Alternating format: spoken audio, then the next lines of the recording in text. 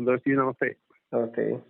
സന്തോഷി, 2 ദിവസം കഴിയുമ്പോ നമ്മള് ലോകം മുഴുവനും തന്നെ പറയാം, ശ്രീരാമന്റെ നാമം രാമായണം ആചരണ മാസമായി കർക്കിടക മാസത്തെ നമ്മൾ വരവേൽക്കാൻ പോവുകയാണ്. എന്താണ് മറ്റ് മാസങ്ങൾക്കില്ലാത്ത 12 മാസങ്ങളിൽ കർക്കിടകത്തിന് മാത്രമുള്ള പ്രാധാന്യം? ഈ കർക്കിടകം എന്ന പദത്തിന്റെ അർത്ഥം എന്താണ്? എന്തുകൊണ്ടാണ് ഈ കർക്കിടകത്തിൽ തന്നെ രാമായണം വായിക്കുന്നത്, രാമായണം പാരായണം ചെയ്യുന്നത്, കൂട്ടമായിട്ടും ഒക്കെ ആയിട്ട് അമ്പലങ്ങളിലും വീടുകളിലും ഒക്കെ അതൊരു ഭയങ്കരമായ ആചരണത്തിന്റെ ഭാഗമായിട്ട് ശ്രീരാമന്റെ ആ ഗ്രന്ഥം, മഹത് ഗ്രന്ഥം വായിക്കുന്നു. കർക്കിടക മാസത്തിന്റെ പ്രാധാന്യം, കർക്കിടക എന്ന പദത്തിന്റെ പ്രാധാന്യം ഒക്കെ അങ്ങ് പ്രണവവേദാചാര്യൻ എന്നുള്ള നിലയ്ക്ക് ഒരു ഹ്രസ്വമായ തരത്തില് ലളിതമായിട്ട് അതിന് ഉത്തരം തന്നിരുന്നെങ്കിൽ നന്നായിരുന്നു. തീർച്ചയായിട്ടും. വലിയ സന്തോഷം ഈ ചോദ്യം. കാരണം ഇനി കർക്കിടക മാസത്തിലേക്ക് കടക്കാണ് നമ്മള്. കർക്കിടകി എന്ന് പറഞ്ഞാൽ പെൺഞണ്ടാണ്. ഈ ഞണ്ടിനെ കുറിച്ച് അറിയുമ്പോഴാണ് നമുക്ക് മനസ്സിലാവുന്നത് ഈ മാസത്തിന്റെ പേരെന്താണ് ഈ കർക്കിടകം ഇട്ടേക്കുന്നത്. അമ്മയെ കൊല്ലും കർക്കിടകം. ഈ ഞണ്ടിന്റെ കുഞ്ഞുങ്ങള് ആ അമ്മയെ തന്നെയാണ് ഭക്ഷണമാക്കുന്നത്. അത്രയും മാംസത്തിൽ വിഷാംശമുള്ള ഒരു മാസം. ജന്തുലോകത്തിന് ശാരീരികമായിട്ട് രോഗാവസ്ഥയിലേക്ക് എത്തുന്ന സമയം, ഡാർക്ക് എനർജിക്ക് പ്രാധാന്യം കൂടി വരുന്ന ഒരു മാസം കർക്കിടകം. കർക്കിടക മാസത്തിലെ കർത്തവാവ് മുതലാണ് വർഷകാലം ആരംഭിക്കുന്നത്. അപ്പൊ വർഷകാലം ആരംഭം എന്ന് പറഞ്ഞാൽ കർക്കിടക മാസത്തിൽ കർത്തവാവ് മുതലാണ്. കർക്കിടകം, ചിങ്ങം, മഴക്കാലത്തെ ഏറ്റവും പ്രധാനപ്പെട്ട 2 മാസങ്ങള്. വസന്തം, ഗ്രീഷ്മം, വർഷം, ശരത്ത്, ഹേമന്തം, ശിശിരം എന്ന് പറയുന്ന അതിലെ ഏറ്റവും പ്രധാനപ്പെട്ട വർഷം എന്ന് പറയുന്ന പ്രതിഭാസം ഉണ്ടാകുന്നത് ഈ കർക്കിടകത്തിലാണ്. അപ്പൊ ഇത് ജന്തുലോകത്തിന് വളരെ ദോഷകരമായിട്ട് ബാധിക്കുന്ന ഒരു സമയമാണ്.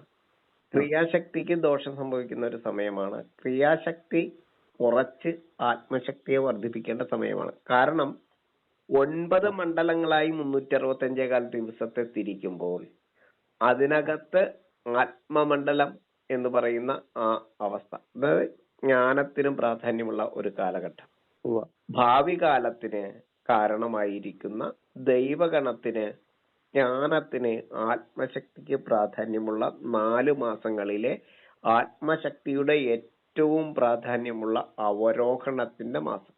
ആരോഹണത്തിന്റെ എന്ന് പറയുമ്പോൾ ശരിക്കും പറഞ്ഞാൽ ഇടവം, മിഥുനം, കർക്കിടകം, ചിങ്ങം.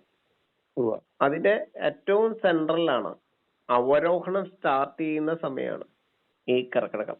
കർക്കിടക മാസത്തിലാണ് ഏറ്റവും കൂടുതൽ നമുക്ക് ജ്ഞാനശക്തി ഉദിച്ചു നിൽക്കുന്ന സമയം. കർക്കിടകത്തിൽ ശരീരത്തിന് ഒരു കേട് കിട്ടിയാൽ പോകില്ല എന്ന് കേട്ടല്ലേ? അതുപോലെ തന്നെയാണ് ഒരു അറിവ് കിട്ടിയാലും പോകില്ല. നമ്മൾ ഇടവം മുതൽ തുടങ്ങിക്കഴിഞ്ഞാൽ, ഇടവപ്പാതി മുതൽ തുടങ്ങിക്കഴിഞ്ഞാൽ ഇടവം, മിഥുനം, കർക്കിടകം, ചിങ്ങം പഠിക്കാനായിട്ട് ഏറ്റവും പ്രാധാന്യമുള്ള, ആത്മശക്തിക്ക് ഏറ്റവും പ്രാധാന്യമുള്ള ഒരു കാലഘട്ടം. അപ്പൊ നമ്മൾ കാലത്തെ 3ആയിട്ടാണ് ഡിസൈൻ ചെയ്തിരിക്കുന്നത്, തിരിച്ചിരിക്കുന്നത്. അതില് ഭാവിക്ക് വേണ്ടിയിട്ടുള്ള കാലത്തെയാണ് നമ്മളിപ്പോ പറഞ്ഞ 4 മാസം, ഇടവം, മിഥുനം, കർക്കിടകം, ചിങ്ങം. ഇത് കഴിഞ്ഞാൽ ഭൂതകാലത്തിന്, ക്രിയാശക്തിക്ക് പ്രാധാന്യമുള്ള ഒരു കാലത്തിലേക്ക് വരും. ഇപ്പോൾ ആത്മശക്തിക്ക് പ്രാധാന്യമുള്ള കാലമാണ് ഈ പറഞ്ഞ 4 കാലമെങ്കിൽ ക്രിയാശക്തിക്ക്, ശരീരശക്തിക്ക് പ്രാധാന്യമുള്ള 4 മാസങ്ങൾ വരും. കന്നി, തുലാം, വൃശ്ചികം, ധനു. അപ്പോൾ അവിടെയാണ് ക്രിയാശക്തി. അതിൽ ഏറ്റവും ക്രിയാശക്തി കൂടിയിട്ടുള്ള വൃശ്ചികം, ധനു മാസങ്ങളിലാണ് നമ്മള് വനവൽക്കരണത്തിനൊക്കെ വേണ്ടിയിട്ട് സമയം മാറ്റിവെക്കുന്നത്. ക്രിയാശക്തിക്ക് കൂടുതൽ പ്രാധാന്യം കൊടുക്കുന്നത്. ശബരിമല ദർശനമൊക്കെ അപ്പോഴാണ് നടക്കുന്നത്. അവിടെയാണ് മണ്ഡലകാല ആരംഭം.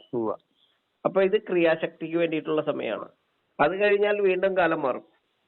മകരം, കുംഭം, മീനം, മേടം. ഇത് ഇച്ഛാശക്തിയുടെ മാസമാണ്. മനസ്സിന്റെ ഉല്ലാസത്തിന് വേണ്ടിയിട്ടുള്ള മാസമാണ്.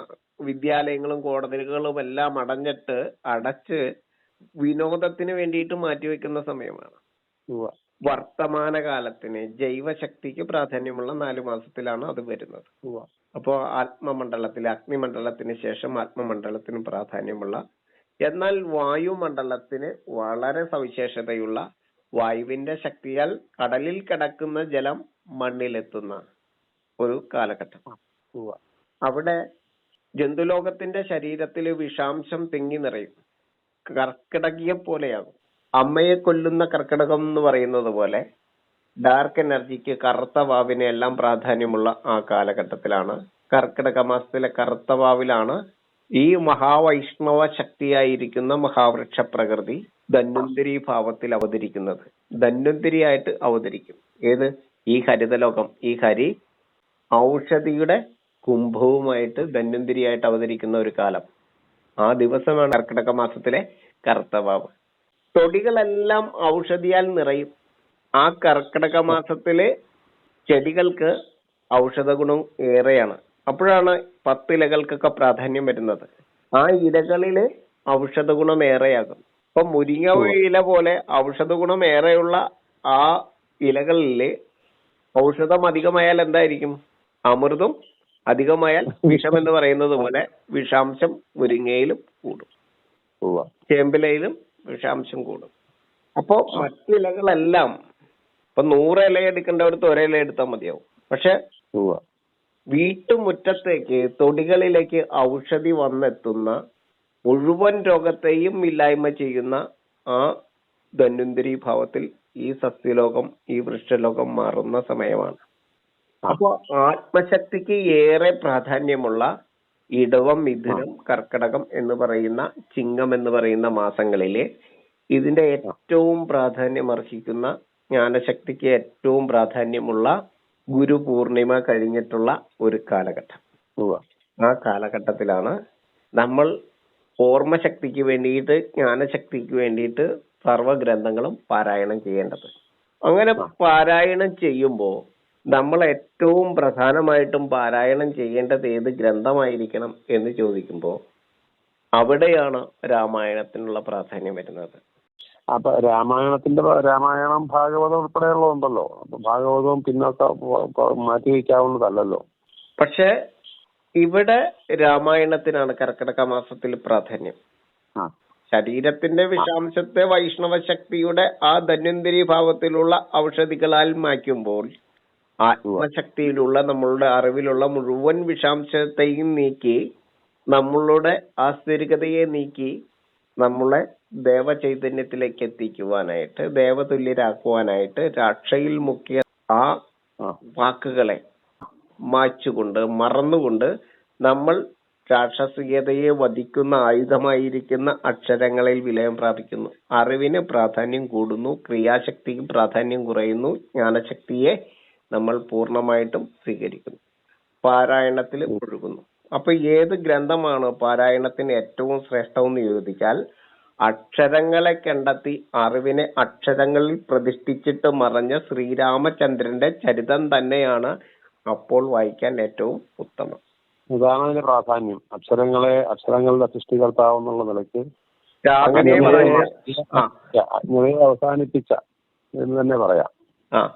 അജ്ഞതയെ മാച്ച, രാവിനെ മാച്ച, ആസുരികതയെ മുഴുവൻ മാച്ച ആത്മരാമൻ, അറിവിന്റെ രാമൻ. ആ അറിവിന്റെ വിഗ്രഹങ്ങളാണ് അക്ഷരങ്ങൾ.